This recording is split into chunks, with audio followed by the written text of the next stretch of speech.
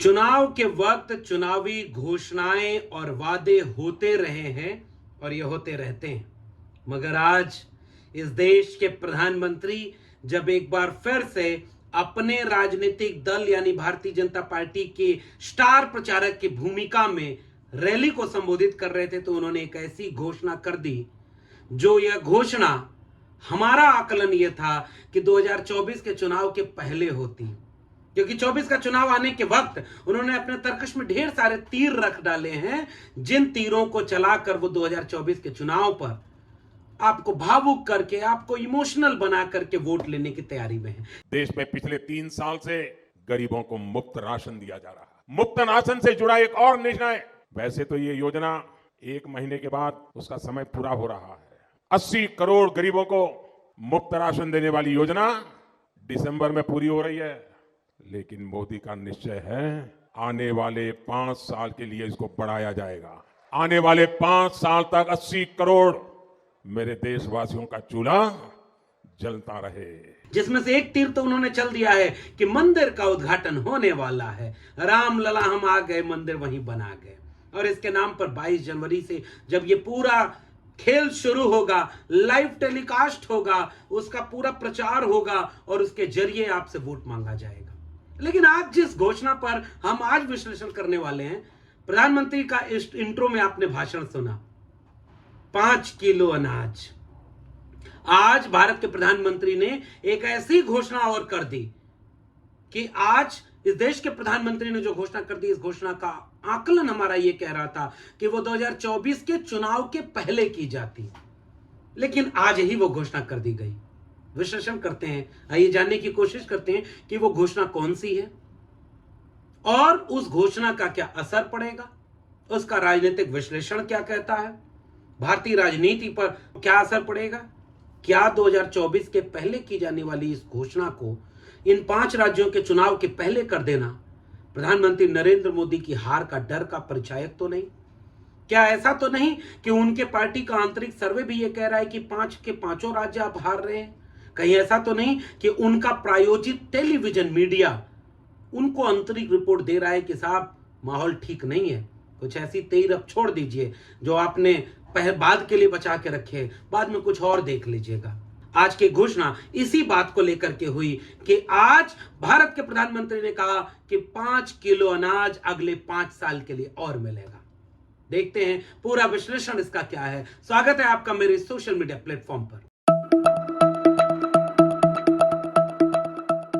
दोस्तों नमस्कार, आप देख रहे हैं मेरा YouTube channel doctor Laxman Yadav.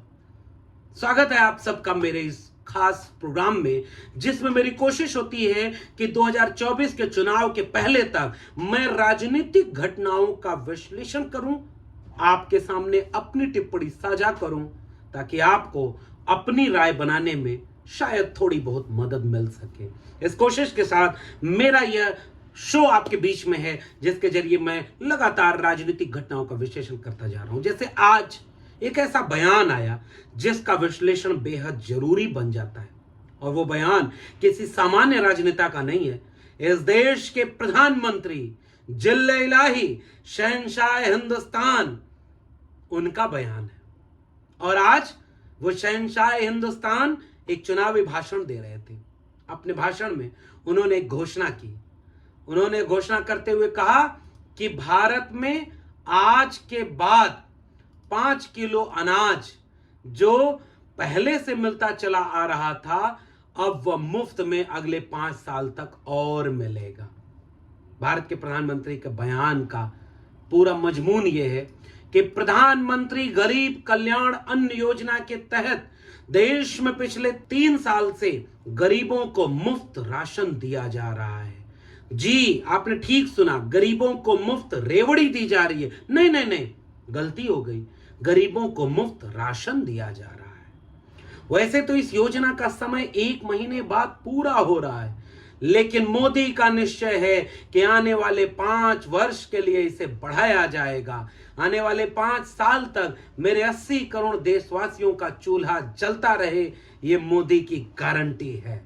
और इसके बाद तालियों का गुबार और उस अभिनेता का एक शानदार डायलॉग डिलीवरी पूरी होती है।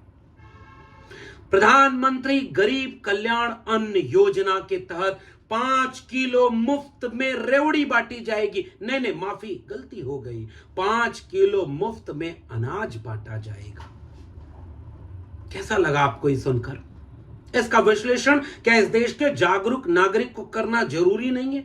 और यह बेहद जरूरी और सबसे अहम मुद्दा है, क्योंकि गांव कस्बों में सामान्य व्यक्तियों के घर, जिनके घर वाकई चूल्हे पर आग नहीं जलती, जिनके तवे पर रोटी बड़ी मुश्किल से चढ़ पाती है, उन लोगों के लिए यह बेहद संवेदनशील मुद्दा है। और वो लोग दिल से लगाकर इस 5 किलो अनाज को रखते हैं। इसके नाम पर भारतीय जनता पार्टी को वोट देते हैं कि मोदी हमें रोटी तो दे रहा। उन सब की भावना का सम्मान करते हुए हमारी ये नैतिक जिम्मेदारी है, हम इस पूरे वाकई का, पूरे वक्तव्य का एक राजनीतिक, सामाजिक और आर्थिक विश्लेषण करें।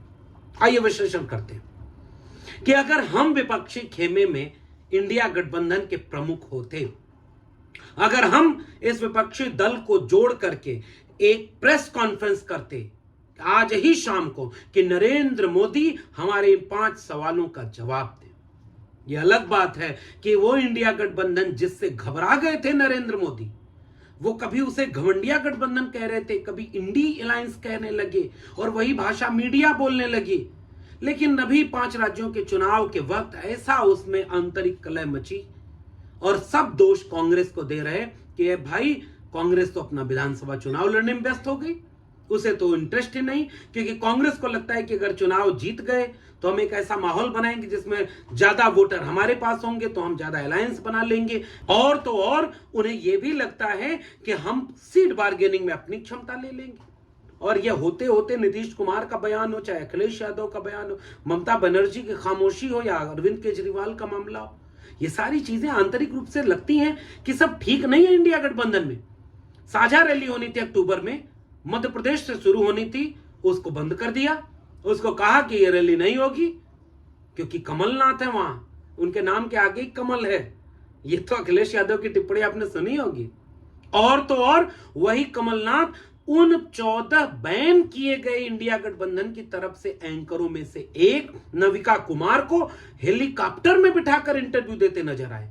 और इससे साफ संदेश चला गया कि कांग्रेस पार्टी इंडिया गठबंधन को लेकर के बिल्कुल गंभीर नहीं है।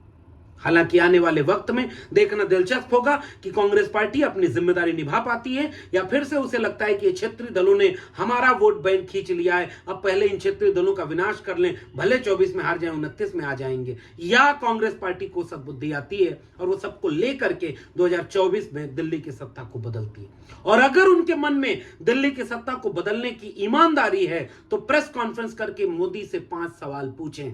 सवाल नंबर 1, 5 किलो अनाज जो प्रधानमंत्री गरीब कल्याण अन्न योजना के तहत दिया जा रहा है, नरेंद्र मोदी जी जवाब दें कि यह 5 किलो रेवड़ी है या 5 किलो अनाज है, मुफ्त में दिया जा रहा है। और अगर यह 5 किलो अनाज है, 5 किलो रेवड़ी नहीं है, तो भारत के प्रधानमंत्री माफी मांगे कि उन्होंने बाकी जगहों के विपक्षी दलों की ऐसी ही कल्याणकारी योजनाओं को रेवड़ी कह करके अपमानित क्यों किया। क्या मुफ्त में शिक्षा देना रेवड़ी है? क्या मुफ्त में बिजली देना रेवड़ी है? क्या मुफ्त में सिंचाई कर देना, पढ़ाई कर देना रेवड़ी है? क्या मुफ्त में दूसरे तरह की सुविधाएं देना रेवड़ी है? और अगर वो रेवड़ी है तो ये 5 किलो रेवड़ी क्यों नहीं हुई जो 80 करोड़ लोगों को मुफ्त में रेवड़ी बांटी जाएगी? और अगर ये नहीं है तो प्रधानमंत्री माफी मांगे और आइंदा गरीब कल्याण योजनाओं को रेवड़ी कहना बंद करें। सवाल नंबर 2, क्या 5 किलो अनाज पाने वाले 80 करोड़ लोग गरीबी रेखा के नीचे आते हैं या 5 किलो अनाज 5 साल तक पाने वाले गरीबी रेखा के ऊपर आते हैं 80 करोड़ लोग? इसका जवाब दे देश के प्रधानमंत्री। क्या आपने इस देश की 80 करोड़ आबादी, आधे से ज्यादा आबादी को आर्थिक रूप से इतना कमजोर कर दिया है कि वो 5 किलो अनाज भी जुटाने का सक्षम नहीं है?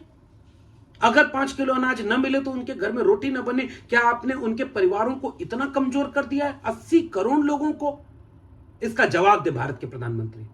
सवाल नंबर 3, अगर ये 80 करोड़ लोग गरीबी रेखा के नीचे हैं और ये 5 किलो अनाज के लिए भी बेबस हैं कि वो आपके दिए अनाज पर ही निर्भर हैं, तो अगले 5 साल तक क्या ये 80 करोड़ लोग अब इतने ही कमजोर बनाए रखे जाएंगे कि वो आपके दिए हुए प्रधानमंत्री गरीब कल्याण अन्न योजना से लाभ लेते रहें और गरीबी रेखा के ऊपर न निकल पाए?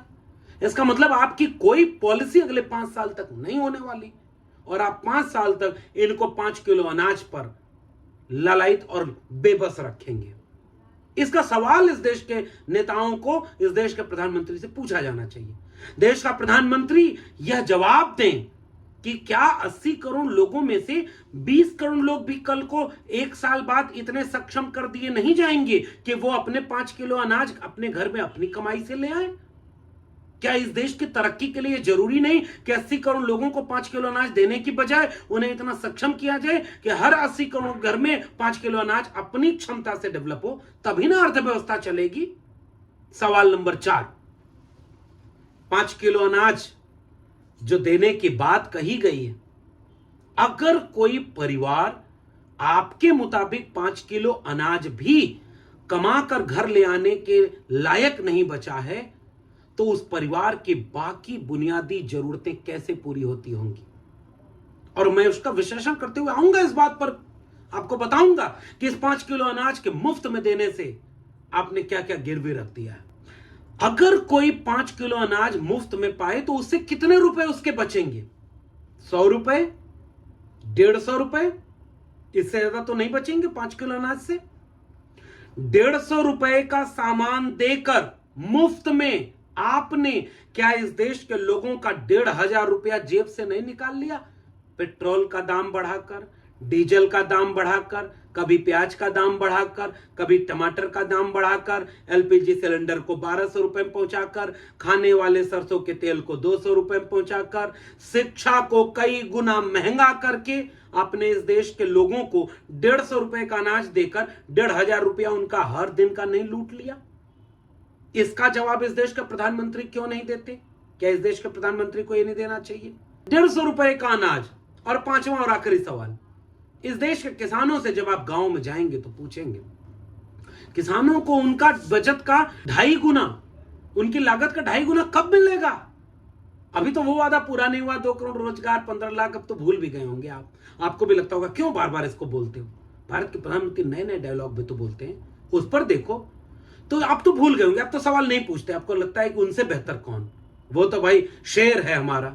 तो जरा शेर से पूछिए ना, ये 5 किलो अनाज खरीदेंगे कहां से? विदेश से आएगा कि इसी देश से आएगा? तो खेती किसानी के लिए कौन सी योजना बनाई? क्या किसानों की लागत का 2.5 गुना मुनाफा उन्हें देने की जो वादा किया गया था वो पूरा हुआ क्या? और 5 किलो अनाज वो आप जो मुफ्त में देंगे, जैसे आपने 15 लाख रुपया मुफ्त में देने की बात कही गई थी, वो उसका क्या हुआ? अब इसका एक विश्लेषण करिए और मैं ये आखिरी विश्लेषण करके बाकी निर्णय आपके ऊपर सौंपता हूं। मैं सम्मान कर रहा हूं। हां, इस देश में बहुत बड़ी आबादी ऐसी हैंड टू माउथ है, गरीब, कमजोर, मजलूम, वंचित, शोषित है, जिसके लिए ये 5 किलो अनाज बहुत बड़ी अहमियत रखते हैं। वो इसे दिल से लगा कर रखता है। उसको लगता है कि मुफ्त में हमारे घर में अनाज तो पहुंच रहा, हमारे घर में चूल्हा तो जल रहा, हमारे घर में रोटी तो बन रही, हमारे घर में पेट में अनाज तो जा रहा, इसलिए हम इन्हें ही वोट देंगे। और भाई ये क्यों हम कह रहे हैं? इसे तो अगले चुनाव 2024 के पहले इसका निर्णय होना था, जैसे 2019 के ठीक पहले पुलवामा हुआ। हम बिल्कुल उस पर टिप्पणी नहीं करना चाहते, किसने पुलवामा कराया, किसने हमला कराया, कौन इस साजिश में शामिल था, कौन दोषियों पर कोई कार्रवाई हुई कि नहीं हुई। लेकिन 4 साल तक उसके बाद अब जैसे जैसे चुनाव आ रहा है, कुछ और भी तो हो सकता है। सजग रहने का वक्त है नागरिक को। मंदिर बन रहा है, सजग होने का वक्त है, क्योंकि लाइव टेलीकास्ट 22 जनवरी से शुरू होगा। आपको क्या मिलेगा उससे? कुछ और भी हो सकता है, क्योंकि ये जो जोड़ी दिल्ली में बैठी हुई है वो कभी चुनाव अपने को हारता हुआ नहीं देख सकती। उसको यह कभी अनुभव ही नहीं है। उसने लोकतंत्र की बुनियादी शिक्षा ही नहीं ली कि चुनाव में हार जीत होती रहती है, विपक्ष में भी बैठना होता है और पूरा नहीं होती विपक्ष की कुर्सी। अब तो नए वाले संसद में दोनों कुर्सियां एक जैसी हैं, प्रधानमंत्री वाली भी वैसी है, विपक्ष के नेता वाली भी वैसी। केस मुकदमा झेलना होगा, थोड़ा सा मानते हैं, थोड़ा ईडी सीबीआई का पता बदल जाएगा, थोड़ा आपको भी जेल वेल जाना होगा। जेल तो अच्छी चीज है, जेल में बहुत सारे लोग अच्छे लोग भी गए हैं, लेकिन वो इस बात में माहिर हैं, वो नहीं जाना चाहते, इसलिए आपके सामने ऐसे और भी शगुफे आएंगे। अब एक बात का जवाब दीजिए, इस देश में क्या कांग्रेस पार्टी को ललकार करके यह सवाल नहीं पूछने की जरूरत है कि 2014-15 में जब देश के प्रधानमंत्री संसद में खड़े होकर के कहते हैं कि आप मेरी राजनीतिक मेधा को तो मानते होंगे, मनरेगा मैं बंद नहीं करूंगा, मैं पूरी दुनिया को पूरे गाजे बाजे के साथ ये ढोल पीट कर बताता रहूंगा कि आजादी के इतने साल बाद भी एक सरकार ने आपको गड्ढे खोदने पर मजबूर कर दिया, और मैं मनरेगा को बंद नहीं करूंगा। इसकी न मनरेगा आपकी नाकामयाबियों का जीता जागता दस्तावेज है। कांग्रेस पार्टी के नेताओं को, और न वो निभा रहे हैं अपनी जिम्मेदारी, तो इस देश के नागरिकों को, क्या इस देश के प्रधानमंत्री से यह सवाल नहीं पूछा जाना चाहिए कि 80 करोड़ जनता को 5 किलो अनाज मुफ्त में देना पड़े? आजादी का अमृत काल मनाने वाली सरकार, हर हाथ तिरंगा हर घर तिरंगा की बात करने वाली सरकार, अपने देश के 80 करोड़ नागरिकों को क्या इतना बेबस, इतना लाचार, इतना कमजोर बना चुकी है कि उसको 5 किलो अनाज भी मुफ्त में देना पड़ रहा है ताकि उसके घर चूल्हा जल सके? इसका जवाब दीजिए कि नाकामयाबियां ये पिछले 9 साल की हैं या नहीं हैं? आपने क्यों 80 करोड़ लोगों को गरीबी रेखा के नीचे पहुंचा दिया? इस तेवर के साथ आपको यह सवाल पूछना होगा। और गांव कस्बों के लोगों, इस बात को सोचो, आप कब सोचोगे? पुराने जमाने में हमारी पिछली पीढ़ी, इवन हमारी पीढ़ी तक, हमारे घरों में लोग अपनी जगह जमीन गिरवी रखते थे ताकि हमारे बच्चे को अच्छी शिक्षा मिल जाए। वो अपना गहना गुड़िया, महिलाएं, माताएं गिरवी रख देती थी ताकि उनके बेटा बेटी को अच्छी शिक्षा मिल जाए, उनका बेटा बेटी अपने पैर पर खड़ा हो जाए। उसे अच्छी शिक्षा मिलेगी तो अच्छा रोजगार पाने की गुंजाइश होगी, और अगर वो अच्छा रोजगार पा जाए तो उनके घर में 5 किलो अनाज ही नहीं, दाल, चावल, सब्जी, रोटी, घी, नमक, तेल, हल्दी सब आएगा रे भाई। ड्राई फ्रूट्स भी आएंगे, घूमने भी जाएंगे। पीढ़ियों की उनकी गुलामी को उनका बेटा बेटी दूर कर देगा जब उसे अच्छा रोजगार मिल जाएगा। और सोचो गांव वालों, सोचो गरीबों, 5 किलो अनाज 5 साल के लिए फिर से बढ़ाया गया है। याद है उत्तर प्रदेश 2022 का चुनाव के ठीक पहले 5 किलो अनाज के साथ थोड़ा सरसों का तेल, थोड़ा रिफाइंड तेल, थोड़ा चना, थोड़ा नमक, थोड़ा दलिया, अब क्यों नहीं मिल रहा भाई? सब बंद हो गया क्योंकि चुनाव दूर है। फिर से मैं आपसे एक सवाल पूछना चाहता हूं, 5 किलो अनाज की कीमत कितनी? 150 रुपया। और 150 रुपए के अनाज के सामने आपके बच्चों की शिक्षा को नई शिक्षा नीति के नाम पर बेच दिया गया। आप रोटी तो खा लेंगे लेकिन आपका बेटा बेटी अच्छी शिक्षा नहीं पाएगा, क्योंकि आपको 5 किलो अनाज देने वाली सरकार ने आपके बच्चों का शिक्षा रोजगार महंगा कर दिया, बेच दिया है। आपको 5 किलो अनाज में खुश हैं कि शिक्षा? 5 किलो अनाज पाना आपके लिए मुश्किल था कि अपने बच्चों को अच्छी गुणवत्तापूर्ण निःशुल्क शिक्षा दिलाना मुश्किल था? आपके सामने विकल्प होता कि 5 किलो अनाज मुफ्त में लोगे या अपने बच्चे को रोजगार मुफ्त में लोगे, दोनों में से आप क्या चुनते? क्या आपको इस बात का जवाब नहीं देना चाहिए? और आप तो भावुक हो जाते हैं, वो अभिनय करता है और आप अभिनय में डूब जाते हैं। वो अपने अब्बा के घर से ले आके 5 किलो अनाज दे रहे हैं। नहीं भाई, वो आपकी जब दिया सलाई खरीदते हैं ना, तब भी इनडायरेक्ट टैक्स आप देते हैं। वो जनता की कमाई से सरकार चलती है और सरकार आपकी कमाई से आपको 5 किलो अनाज दे रही है, 150 रुपए का। और 5 किलो अनाज देने के पीछे आपकी नई शिक्षा नीति के जरिए स्कूल, कॉलेज, विश्वविद्यालयों को प्राइवेट हाथों में बेच दिया गया। बताओ आपको 5 किलो अनाज महंगा पड़ा कि नहीं? शिक्षा नहीं मिलेगी, रोजगार नहीं मिलेगा, बाकी काम आप कर नहीं सकते। और इस 5 किलो अनाज पर वो एक दिन आएगा, आंसू बहाएगा, भाषण देगा, आपको भावुक कर जाएगा, नमक तक का कर्ज आपसे वादा कर ले जाएगा और फिर से वोट पाएगा और पूरे देश को अंबानी और अडानी के हाथों बेच देगा। 10 लाख करोड़ रुपया अडानी का माफ किया गया, एनपीए माफ किया गया, अडानी और अंबानी जैसे लोगों का करोड़ों करोड़ रुपया माफ किया गया और आपको 150 रुपए का अनाज दे दिया गया। अब अगले 5 साल तक ये अनाज और मिलेगा। बधाई हो, आप बेबस हैं, आप लाचार हैं, आप में तर्क शक्ति खत्म हो गई है। आप इतने कमजोर कर दिए गए हैं कि आप 5 किलो अनाज पर खुश हो जा रहे हैं। विचार करिएगा। आपके किसान कहते हैं कि 5 किलो अनाज 150 का देकर हमारा सैकड़ों रुपए का अनाज सांड से चरवा लिया है खेत में। कौन सी चीज ज्यादा अच्छी है आपसे? वो एक शेर, एक बच्चे ने कहा ना, कैसे हो जाऊं तुम्हारी इबादत पर फना, कैसे हो जाऊं तेरी इबादत पे फना, हमने मांगी थी नौकरी और तुमने बांट दिया नून तेल और चना। विचार करिएगा, शिक्षा रोजगार मुफ्त में चाहिए था, नहीं शिक्षा मुफ्त में चाहिए थी या 5 किलो अनाज। कहीं ऐसा न हो कि हम आपको समझाते रहें शिकारी आएगा, जाल फैलाएगा, दाना डालेगा, चिड़ियों तुम फंसना मत। और ये गाते गाते मालिक ने इतना चिड़ियों को समझाया कि चिड़ियां ये गाने लगी कि शिकारी आएगा, जाल फैलाएगा, दाना डालेगा, चिड़ियों तुम जाल में फंसना मत। और ये गाना गाते गाते चिड़िया जाल में फंस गई, क्योंकि दाने के लालच को वो छोड़ नहीं पाई।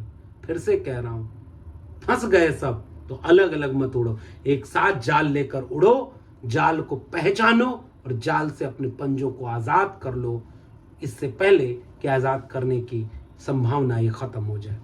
बहुत बहुत धन्यवाद।